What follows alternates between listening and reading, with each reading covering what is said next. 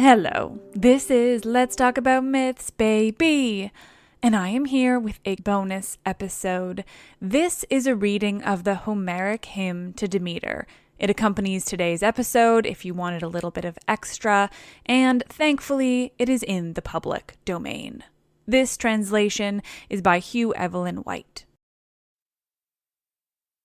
I begin to sing of rich-haired Demeter, awful goddess, of her and her trim-ankled daughter whom Aidoneus rapt away, given to him by all-seeing Zeus, the loud thunderer. Apart from Demeter, lady of the golden sword and glorious fruits, she was playing with the deep-bosomed daughters of Oceanus and gathering flowers over a soft meadow, roses and crocuses and beautiful violets, irises also and hyacinths and the narcissus, which earth made to grow at the will of Zeus and to please the host of many, to be a snare for the bloom-like girl, a marvelous radiant flower. It was a thing of awe, whether for deathless gods or mortal men to see. From its root grew 100 blooms, and it smelled most sweetly, so that all wide heaven above, and the whole earth, and the sea's salt swell laughed for joy. And the girl was amazed, and reached out with both hands to take the lovely toy. But the wide-pathed earth yawned there in the plain of Nyssa, and the Lord, host of many, with his immortal horses, sprang out upon her, the son of Cronos, he who has many names. He caught her up reluctant on his golden car and bare her away lamenting. Then she cried out shrilly with her voice, calling upon her father, the son of Cronos, who is most high and excellent. But no one, either of the deathless gods or of mortal men, heard her voice, nor yet the olive trees bearing rich fruit.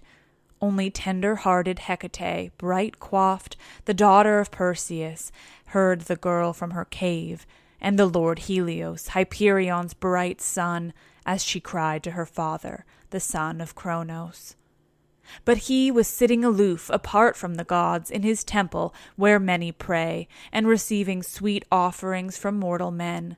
So he, that son of Cronos of many names, who is ruler of many and host of many, was bearing her away by leave of Zeus on his immortal chariot, his own brother's child, and all unwilling. And so long as she, the goddess, yet beheld the earth and starry heaven, and the strong flowing sea where fishes shoal, and the rays of the sun, and still hoped to see her dear mother and the tribes of the eternal gods, so long hope calmed her great heart for all her trouble, and the heights of the mountains and the depths of the sea rang with her immortal voice, and her queenly mother heard her. Bitter pain seized her heart, and she rent the covering upon her divine hair with her dear hands. Her dark cloak she cast down from both her shoulders and sped, like a wild bird, over the firm land and yielding sea, seeking her child. But no one would tell her the truth, neither god nor mortal men, and of the birds of omen none came with true news for her. Then for 9 days queenly Demeter wandered over the earth with flaming torches in her hands, so grieved that she never tasted ambrosia and the sweet draught of nectar, nor sprinkled her body with water. But when the 10th enlightening dawn had come, Hecate, with a torch in her hands, met her and spoke to her and told her news. Queenly Demeter, bringer of seasons and giver of good gifts, what god of heaven or what mortal man has rapt away Persephone and pierced with sorrow your dear heart? For I heard her voice, yet saw not with my eyes who it was, but I tell you truly and shortly all I know. So then said Hecate, and the daughter of rich-haired Rhea answered her not, but sped swiftly with her, holding flaming torches in her hands. So they came to Helios, who is watchman of both gods and men, and stood in front of his horses. And the bright goddess inquired of him, Helios, do you at least regard me, goddess as I am, if ever by a word or deed of mine I have cheered your heart and spirit? Through the fruitless air I heard the thrilling cry of my daughter whom I bear, sweet scion of my body and lovely in form, as of one seized violently, though with my eyes I saw nothing. But you, for with your beams you look down upon the bright upper air, over the earth and sea. Tell me truly of my dear child, if you have seen her anywhere, what god or mortal man has violently seized her against her will and mine, and so made off. So said she, and the son of Hyperion answered her. Queen Demeter, daughter of rich-haired Rhea, I will tell you the truth, for I greatly revere and pity you in your grief for your trim-ankled daughter. None other of the deathless gods is to blame, but only cloud-gathering Zeus, who gave her to Hades, her father's brother, to be called his buxom wife. And Hades seized her and took her loudly crying in his chariot down to his realm of mist and gloom. Yet, goddess, cease your loud lament and keep not vain anger unrelentingly. Aidoneus, the ruler of many, is no unfitting husband among the deathless gods for your child, being your own brother and born of the same stock. Also, for honor, he has that third share which he received when division was made at the first, and is appointed lord of those among whom he dwells. So he spake, and called to his horses, and at his chiding they quickly whirled the swift chariot along, like long-winged birds. But grief yet more terrible and savage came into the heart of Demeter, and thereafter she was so angered with the dark-clouded son of Cronos that she avoided the gathering of the gods and high Olympus, and went to the towns and rich fields of men, disfiguring her form a long while.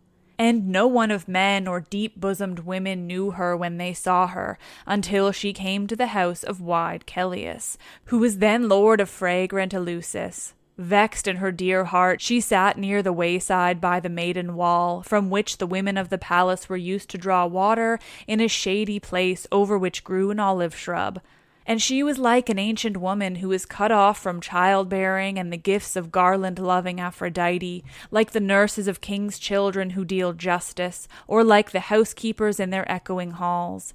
There the daughters of Eleusis, king of Eleusis, saw her as they were coming for easy-drawn water, to carry it in pitchers of bronze to their dear father's house. Four were they, and like goddesses in the flower of their girlhood, Callidice and Cleisidice, and lovely Demo and Callithoe, who were the eldest of them all. They knew her not, for the gods are not easily discerned by mortals, but standing near by her spoke winged words. Old mother, whence and who are you of folk born long ago? Why are you gone away from the city and do not draw near the houses? For there in the shady halls are women of just such your age, and others younger, and they would welcome you both by word and by deed. Thus they said, and she, that queen among goddesses, answered them, saying, Hail, dear children, whosoever you are of womankind, I will tell you my story, for it is not unseemly that I should tell you truly what you ask.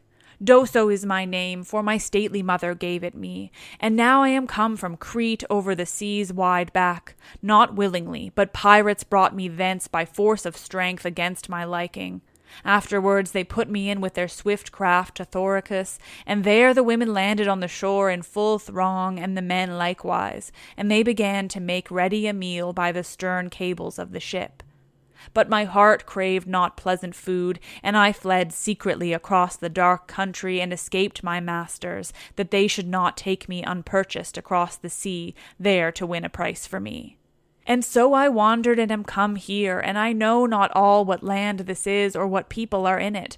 But may all those who dwell on Olympus give you husbands and birth of children as parents desire. So you take pity on me, maidens, and show me this clearly that I may learn, dear children, to the house of what men and women I may go, to work for them cheerfully at such tasks as belong to a woman of my age. Well could I nurse a newborn child, holding him in my arms, or keep house, or spread my master's bed in a recess of the well-built chamber, or teach the women their work.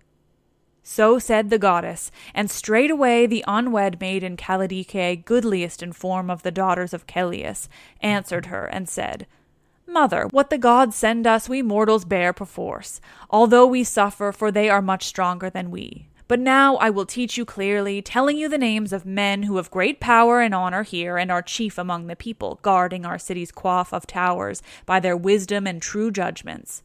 There is wise Triptolemus and Dioclus, and Polyxenus, and blameless Eumolpus and Dolichus, and our brave father. All these have wives who manage in the house, and no one of them, so soon as she has seen you, would dishonor you and turn you from the house. But they will welcome you, for indeed you are godlike. But if you will, stay here, and we will go to our father's house and tell Metaneira, our deep-bosomed mother, all this matter fully, that she may bid you rather come to our home than search after the houses of others.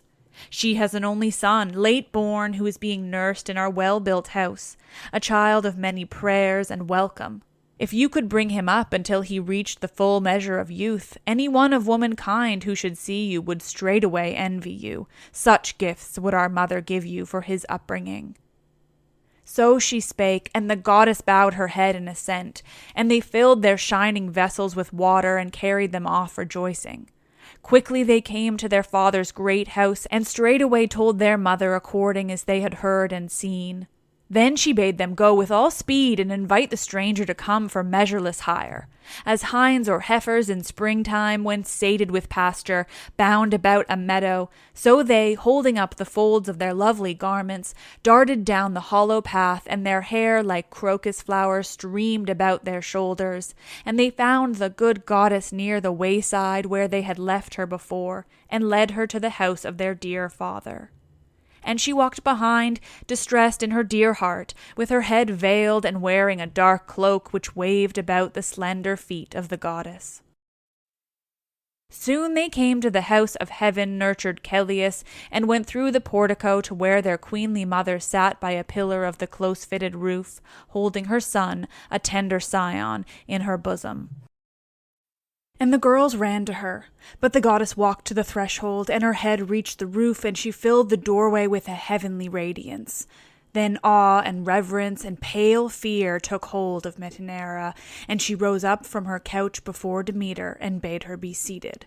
But Demeter, bringer of seasons and giver of perfect gifts, would not sit upon the bright couch, but stayed silent with lovely eyes cast down until careful Iambe placed a jointed seat for her and threw over it a silvery fleece. Then she sat down and held her veil in her hands before her face.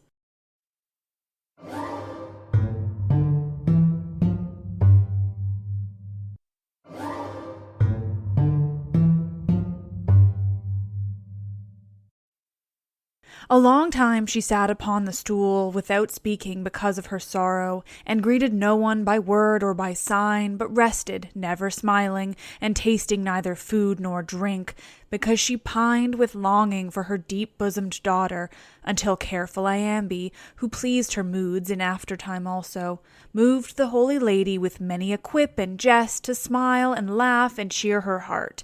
Then Metaneira filled a cup with sweet wine and offered it to her, but she refused it, for she said it was not lawful for her to drink red wine, but bade them mix meal and water with soft mint and give her to drink. And Metaneira mixed the draught and gave it to the goddess as she bade, so the great queen Demeter received it to observe the sacrament. And of them all well-girded Metaneira first began to speak. "Hail, lady, for I think you are not meanly but nobly born. Truly dignity and grace are conspicuous upon your eyes, as in the eyes of kings that deal justice. Yet we mortals bear perforce what the gods send us, though we be grieved, for our yoke is set upon our necks. But now, since you are come here, you shall have what I can bestow, and nurse me this child whom the gods gave me in my old age and beyond my hope, a son much prayed for. If you should bring him up until he reaches the full measure of youth, any one of womankind that sees you will straightway envy you. So great reward would I give for his upbringing." Then rich-haired Demeter answered her, "And to you also, lady, all hail, and may the gods give you good. Gladly will I take the boy to my breast, as you bid me, and will nurse him. Never, I ween, through any heedlessness of his nurse shall witchcraft hurt him, nor yet the undercutter. For I know a charm far stronger than the woodcutter, and I know an excellent safeguard against woeful witchcraft." When she had spoken, she took the child from her fragrant bosom with her divine hands, and his mother was glad in her heart. So the goddess nursed in the palace Demophoon, wise Eleusis' goodly son, whom well-girded Metaneira bare. And the child grew like some immortal being, not fed with food nor nourished at the breast, for by day rich-crowned Demeter would anoint him with ambrosia, as if he were the offspring of a god, and breathe sweetly upon him as she held him in her bosom. But at night she would hide him like a brand in the heart of the fire, unknown to his dear parents. And it wrought great wonder in these that he grew beyond his age, for he was like the gods face to face. And she would have made him deathless and unaging, had not well-girded Metaneira in her heedlessness kept watch by night from her sweet-smelling chamber and spied. But she wailed and smote her 2 hips because she feared for her son and was greatly distraught in her heart. So she lamented and uttered winged words. Demophoon, my son, the strange woman buries you deep in the fire and works grief and bitter sorrow for me. Thus she spoke mourning, and the bright goddess lovely-crowned Demeter heard her and was wroth with her. So with her divine hands she snatched from the fire the dear son whom Metaneira had borne unhoped for in the palace, and cast him from her to the ground, for she was terribly angry in her heart. Forthwith she said to well-girded Metaneira, Witless are you mortals, and dull to foresee your lot, whether of good or evil, that comes upon you. For now in your heedlessness you have wrought folly past healing. For, be witness the oath of the gods, the relentless water of Styx, I would have made your dear son deathless and unaging all his days, and would have bestowed on him everlasting honor. But now he can in no way escape death and the fates. Yet shall unfailing honor always rest upon him, because he lay upon my knees and slept in my arms. But as the years move round, and when he is in his prime, the sons of the Eleusinians shall ever wage war and dread strife with one another continually. Lo, I am that Demeter who has share of honor and is greatest help and cause of joy to the undying gods and mortal men. But now let all the people build me a great temple and an altar below it, and beneath the city and its sheer wall upon a rising hillock above Callichorus. And I myself will teach my rites, that hereafter you may reverently perform them, and so win the favor of my heart. When she had so said, the goddess changed her statue and her looks, thrusting old age away from her. Beauty spread round about her, and a lovely fragrance was wafted from her sweet-smelling robes, and from the divine body of the goddess a light shone afar, while golden tresses spread down over her shoulders, so that the strong house was filled with brightness as with lightning. And so she went out from the palace. And straightway Metaneira's knees were loosed, and she remained speechless for a long while, and did not remember to take up her late-born son from the ground. But his sisters heard his pitiful wailing, and sprang down from their well-spread beds. One of them took up the child in her arms, and laid him in her bosom, while another revived the fire, and a third rushed with soft feet to bring their mother from her fragrant chamber. And they gathered about the struggling child and washed him, embracing him lovingly. But he was not comforted, because nurses and handmaids much less skillful were holding him now. All night long they sought to appease the glorious goddess, quaking with fear. But as soon as dawn began to show, they told powerful Celeus all things without fail, as the lovely crowned goddess Demeter charged them. So Celeus called the countless people to an assembly, and bade them make a goodly temple for rich-haired Demeter, and an altar upon the rising hillock. And they obeyed him right speedily, and hearkened to his voice, doing as he commanded.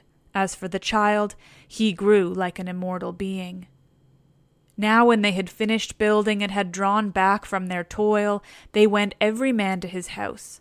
But golden-haired Demeter sat there, apart from all the blessed gods, and stayed, wasting with yearning for her deep-bosomed daughter. Then she caused a most dreadful and cruel year for mankind over the all-nourishing earth. The ground wound not make the seed sprout, for rich-crowned Demeter kept it hid. In the fields the oxen drew many a curved plough in vain, and much white barley was cast upon the land without avail. So she would have destroyed the whole race of man with cruel famine, and have robbed them who dwell in Olympus of their glorious right of gifts and sacrifices, had not Zeus perceived and marked this in his heart. First he sent gold-winged Iris to call rich-haired Demeter lovely in form. So he commanded, and she obeyed the dark-clouded son of Cronos, and sped with swift feet across the space between. She came to the stronghold of fragrant Eleusis, and there finding dark-cloaked Demeter in her temple, spake to her and uttered winged words.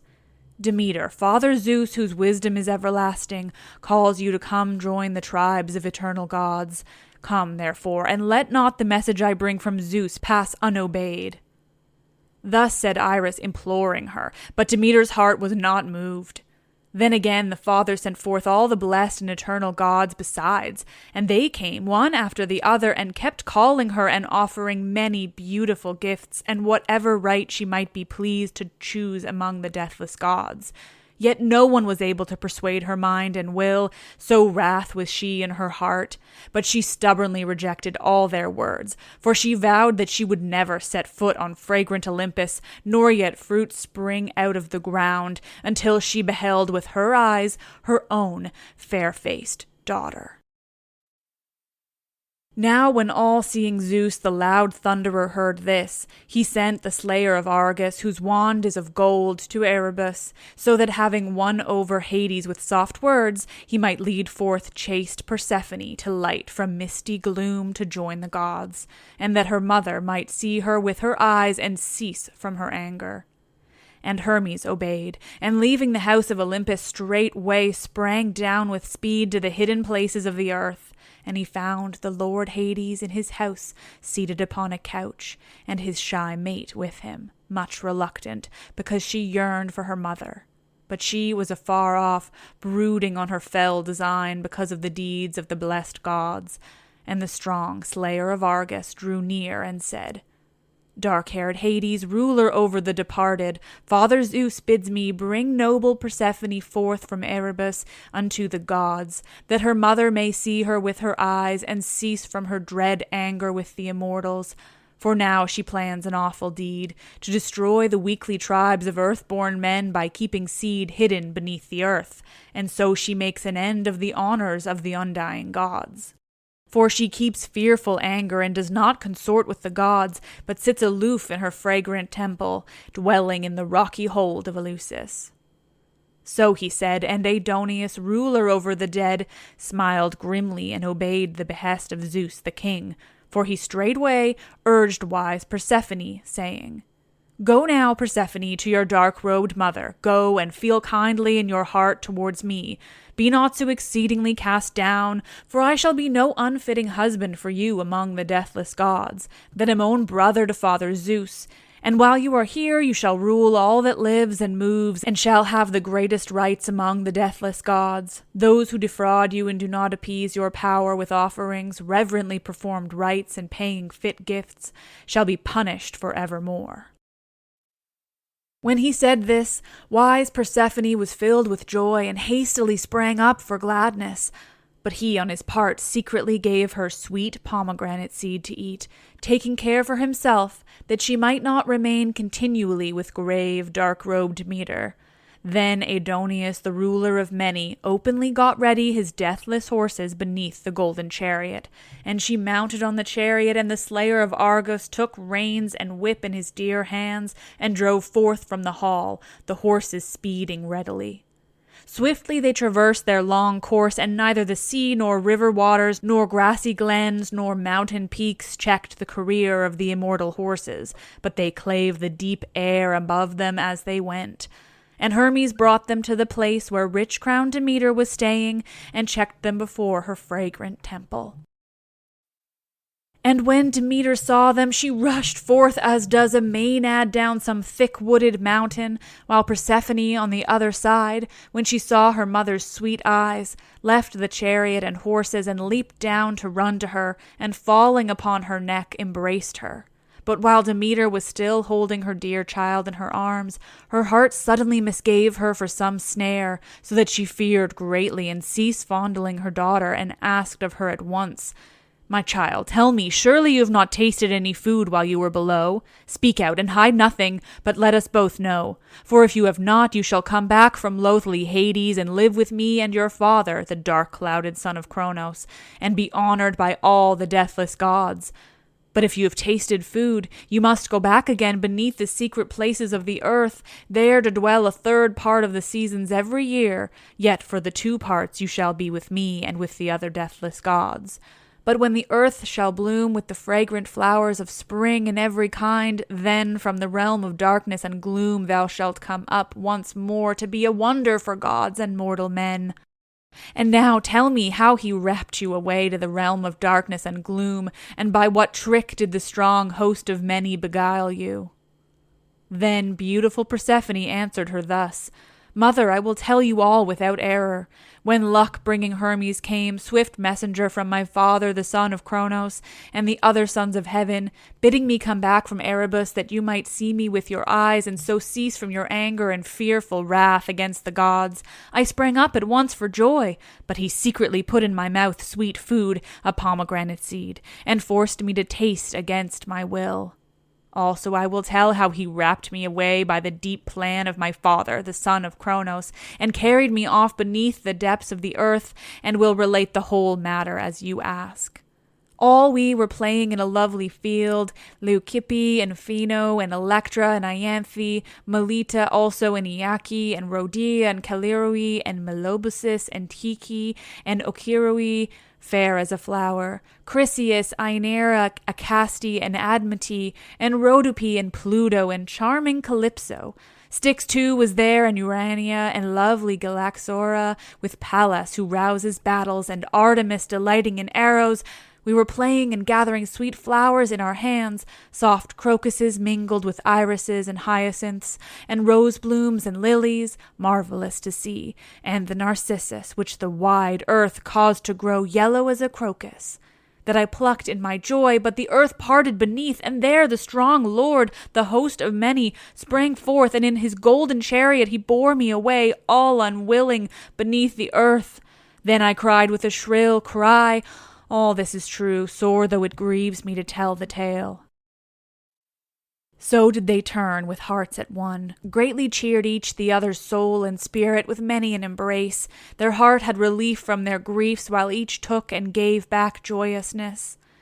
Then bright-coiffed Hecate came near to them, and often did she embrace the daughter of holy Demeter, and from that time the lady Hecate was minister and companion to Persephone.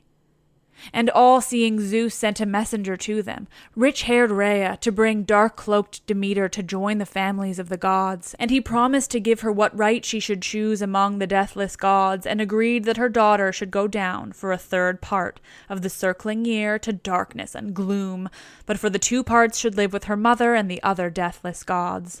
Thus he commanded, and the goddess did not obey the message of Zeus. Swiftly she rushed down from the peaks of Olympus and came to the plain of Rarus, rich, fertile cornland once, but then in no wise fruitful, for it lay idle and utterly leafless, because the white grain was hidden by design of trim-ankled Demeter.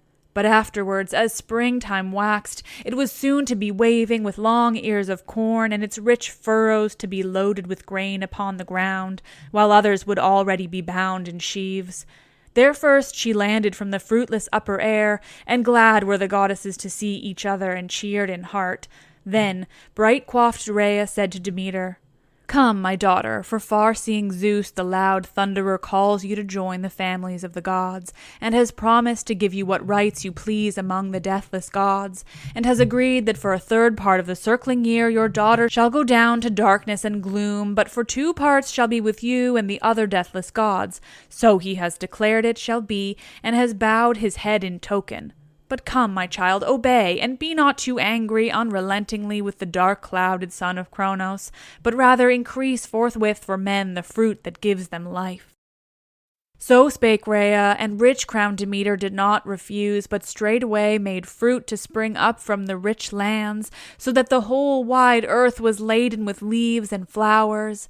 Then she went, and to the kings who deal justice, Triptolemus and Diocles, the horse-driver, and to doughty Eumolpus and Celeus, leader of the people. She showed the conduct of her rites and taught them all her mysteries. To Triptolemus and Polyxenus and Diocles also, awful mysteries which no one may in any way transgress or pry into or utter, for deep awe of the gods checks the voice. Happy is he among men upon earth who have seen these mysteries, but he who is uninitiate, and who has no part in them, never has lot of like good things once he is dead, down in the darkness and gloom. But when the bright goddess had taught them all, they went to Olympus to the gathering of the other gods, and there they dwell beside Zeus, who delights in thunder, awful and reverend goddesses.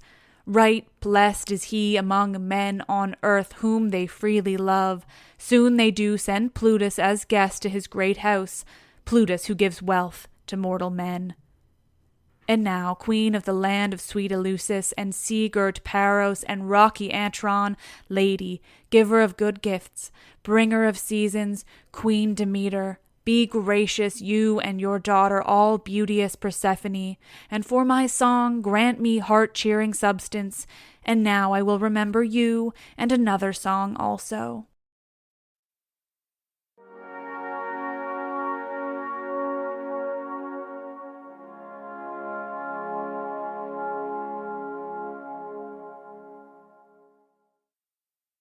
Well, I hope you all enjoyed that little bonus reading of the Homeric Hymn to Demeter. I'm really enjoying just reading things out loud to you. Thank you all. You're the best. I am Liv, and I love this shit.